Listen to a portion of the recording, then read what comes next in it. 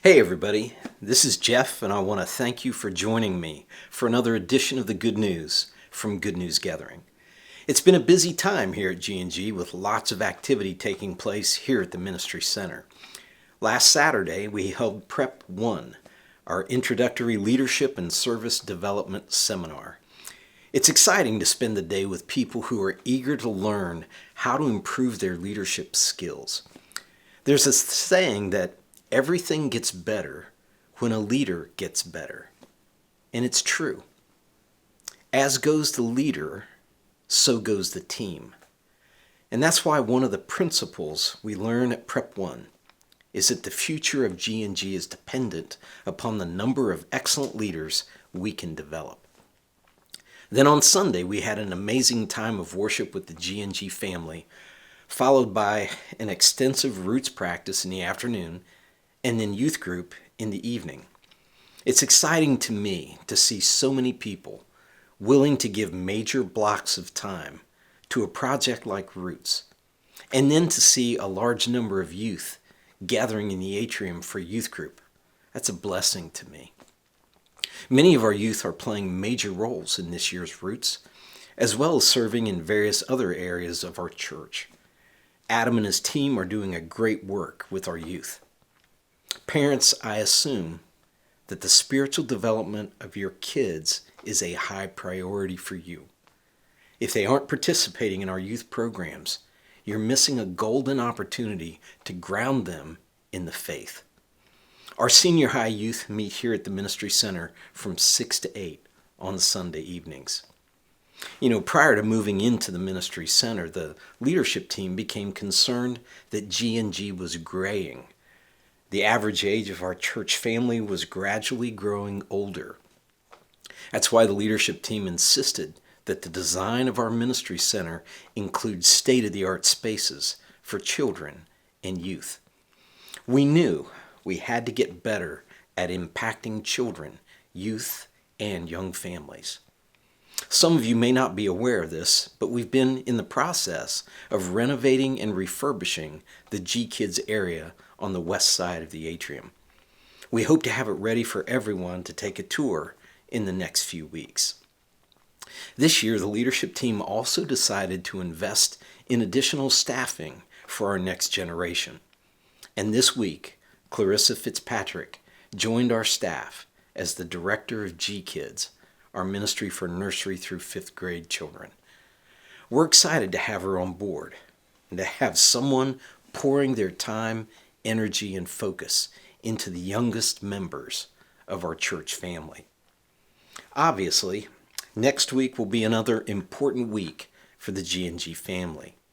We kick it off with our Sunday services as JD helps us examine another giant that so many of us face, the giant of addiction. Now, some of you may be thinking, that's not a giant I have to deal with, but you might be surprised. I hope to see you on Sunday morning as we learn about this very real and very pervasive giant. And then on March 5th through 7th, G&G will be celebrating God's gift of music and the arts with Roots 16, which we've entitled Stronger Together. What a relevant theme that is, considering what we've been through as a church family over the past year. When COVID-19 hit last March, we shut down our in-person services for 3 months. We immediately threw our energy into producing online services in order to help our family stay connected. Then when we reopened in June, approximately 50 to 60% of our pre-COVID attendance returned to our in-person services. Many have expressed a desire to come back to our in-person services, but because they are in an at-risk age group or have compromising health conditions, they're reluctant to do so until they get the vaccine. We understand that. And so we will continue to live stream our services and to provide the online Tuesday prayer time, Thursday's good news, and in the near future we will restart Friday's digging deeper. But the separation and the isolation that many have experienced over the last year has reminded us of a biblical truth. It's found in a little book in the Old Testament. It was written by King Solomon, reputedly the world's wisest man. It's called Ecclesiastes, an odd name to say the least, but it's an English transliteration of a word meaning the preacher. So Ecclesiastes is like reading the sermon notes of a preacher who is speaking to an assembled group of people. Many scholars believe King Solomon wrote Ecclesiastes near the end of his life, and he expresses a number of harsh realities about life in a fallen world. But one of the truths that Solomon highlights is the critical importance of companionship, sharing life with trusted friends. He wrote this in Ecclesiastes 4, verses 9 through 12.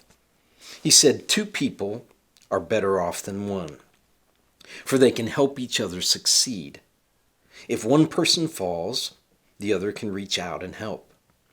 But someone who falls alone is in real trouble.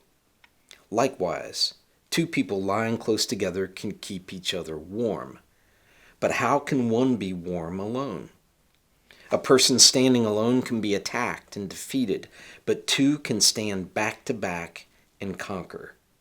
Three are even better, for a triple braided cord is not easily broken."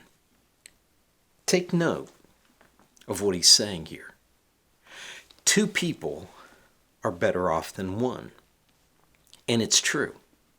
I once read about these massive draft horses who are so powerful they can pull loads of immense weight. At one competition, a single draft horse pulled a sled weighing 9,000 pounds. But here's what's amazing. When they teamed that horse with another draft horse, they figured they'd double the weight they could pull. They were wrong. The two draft horses together managed to pull triple the weight they could pull alone, 27,000 pounds. You know, what's true for draft horses is true for human beings. We are capable of achieving so much more when we pull together with others who are pulling in the same direction. Solomon goes on to say, if one person falls, the other can reach out and help. Truth is, we all stumble and fall at times in our lives, and we need trusted Christian friends to help us up, dust us off, and get us back on the right track. Solomon's allusion to huddling together to ward off the cold acknowledges the fact that life can be cold and hard sometimes, and we need the warmth of those who love us and draw near to us to pull us through the tough times. And finally, Solomon talks about having someone who will watch your back when you're being attacked. Unfortunately, that happens to everyone at some point in their life. A situation occurs where you need someone to step up and defend you, to cover you when things get dicey. And that, friends, is how our church family should operate. Like the people Solomon describes who pull together, help each other up when they've fallen, provide warmth when life is cold, and watch each other's back. That should describe us as a church. That's part of what's made COVID-19 so difficult for so many. For far too long, many have been isolated from their church family. They're experiencing the reality of the title of this year's Roots, that we're stronger together. So this year's Roots will be a little different in the hope that many who have been staying away will feel comfortable to return. We're asking everyone to register online which service you plan to attend. See the address on your screen. Go online and type it into your browser to find the registration page. This will help us have a handle on how many will attend each service. It will also help us provide adequate staff for childcare, since we will provide childcare for nursery through preschool. We will also provide socially distanced overflow seating in the atrium. Because of copyright issues, we will not be able to live stream Route 16. However, we will pre-record the final lesson in our current lesson series entitled Equipped for the Inner Battle, and it will air on Sunday, March 7th at our usual service times. In order to prepare for that lesson, please read 1 Samuel 17, 40 through 58, and the 23rd Psalm. Now, friends, let's remember the advice of Solomon, the preacher.